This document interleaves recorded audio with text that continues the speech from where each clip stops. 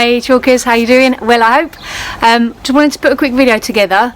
I know many of you are probably missing being able to get your hands on a barbell, doing the big lifts and the Olympic lifting. So I wanted to just talk through some things you can do to help improve your lifting without actually doing any lifting. So we're going to look at potential limiting factors that's stopping you getting into good positions in the lifts. So we're going to start with looking at ankle mobility or range of motion in the ankles. You need quite a bit in order to get in a good position, especially in the front squat and the overhead squat, which obviously carries over to your clean and your snatch. So the first question I thought I should answer was, how much ankle mobility do you actually need? So when you're testing your ankle mobility, the minimum that you need is the width of your hand, so the widest part of your hand. That's the minimum to get in a good position, but ideally you would have a little bit more. So if you stick your thumb out to the side, that distance there to there is how much ideally you would have.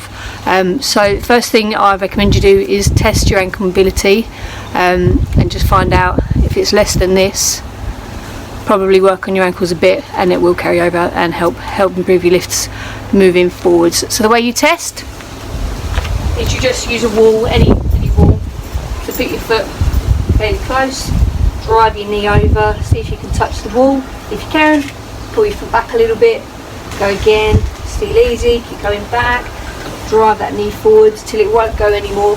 Make sure you're keeping that ankle planted very, very firmly on the floor, and that you're keeping that knee tracking out nicely as you go. You might find that you've got more range of motion to the inside and you can drive your knee further forwards. That might be the case, but obviously if you work that, you can see if I were to squat in that position, probably wouldn't take too long before I got an injury. So really make sure when you're testing and when you're doing the drills I'm going to show you, that you're keeping that knee tracking out over the toes nicely.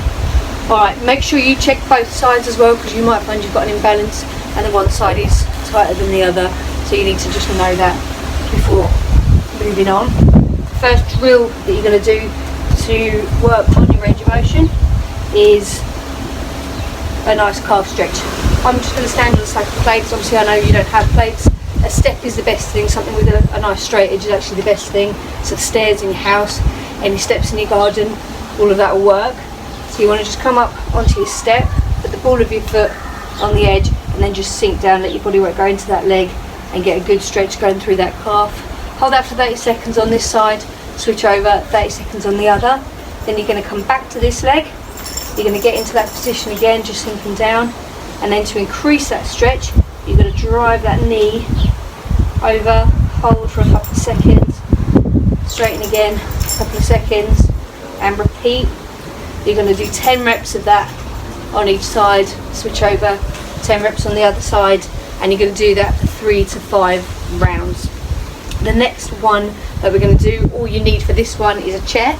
So grab that, just put your foot up on the chair, and you're going to drive that knee over, get your weight behind it a little bit, and just push that knee over the toes. You can grab onto the chair to get a nice pull, to get a really, really deep stretch going. Same rules apply. Keep that heel firmly planted, hold for a few seconds, come out, back in, make sure your knee's tracking, hold for a few seconds, back out, 10 reps on each leg, again 3 to 5 rounds of that. And it's that simple. Do that 3-4 times a week, I guess. Do it for a few weeks and then retest your ankle mobility. Only other thing I think worth mentioning is, if you do have one ankle that is considerably tighter and has got a lot less range of motion than the other, I would focus on working on the tight ankle, try and level them up before working on both of them and increasing the range of motion of both at the same time. Hopefully you find that useful. If you've got any questions, let me know. But yes, happy mobilising. Thanks guys.